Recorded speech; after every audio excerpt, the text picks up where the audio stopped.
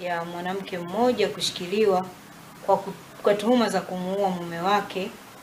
na kisha kumzika. Tukio hili limetokea jana siku ya tarehe 16 mwezi wa 10 mwaka 2025 majira ya saa 7 mchana, ambapo jeshi la polisi lilipokea taarifa kutoka kwa watoto wa marehemu kwamba baba yao amepotea nyumbani tangu siku ya tarehe 11 mwezi huu wa 10 2025,